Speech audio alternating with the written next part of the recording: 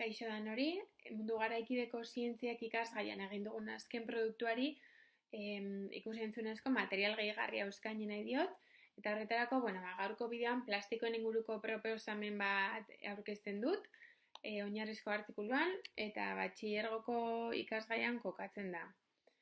Helburua da azkenean material barriak, klima aldaketa eta garapen jasangarria zientziaren ikuspegitik ulertzea, ikasleen pentsamendu kritiko eta konpetentzia zientifiko horiek garatuz.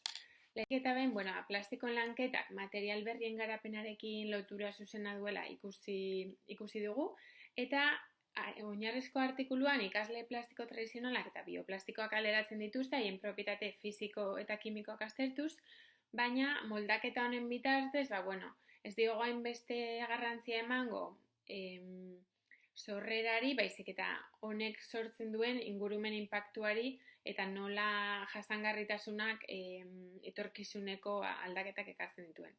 Bestalde, azkenean plastikoen ekoizpena ere klima aldaketarekin estuki lotuta daude, eta proiektu honetan azkenean ikasleek bizi ziklo hori aztertzen dute, hondakinen kudeaketa aztertzen dute eta eguneroko kontsumoko ohiturak aztertzen dira. Hauek klima sisteman duten eragina ulertzen dute, datu zientifikoetan oinarrituta.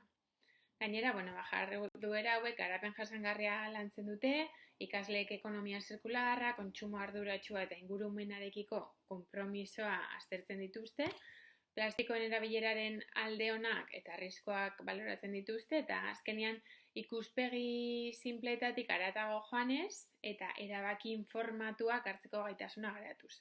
Proposamen hau azken finean, kultura zientifikoaren helburuekin guztiz lerrokatuta dago, ze ikasleek arazo sozio-zientifiko errealak aztertzen dituzte. Galdera gidatuen bidez ikartzen dute, esperimentazioa egiten dute, eta azkenean evidentzian oinarritutako argumentuak eraikitzen dituzte.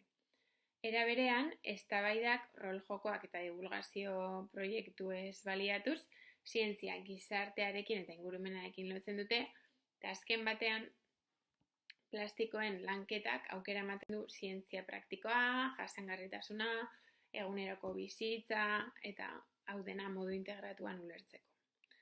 Helburua ez da soilik kontzeptuak ikastea, baizik eta ikasleak herritar kritiko arduratsu eta konprometitu bihurtzea.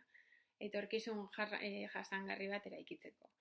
Eta nire iritzitan oso garrantzitsua da, ze azkenean gure hezkuntza ematen ari geranean eta irakaskuntza metodologia hauek aplikatzen ari geranean gizartean etorkizuneko herritarrak izango dira, eta garrantzitsua da ahalmen kritiko bat garatzea gai hauen inguruan, erabaki ahal izateko beraien ekintzen inguruan eta etorkizun jasangarriago bat eraikitzeko denon esku.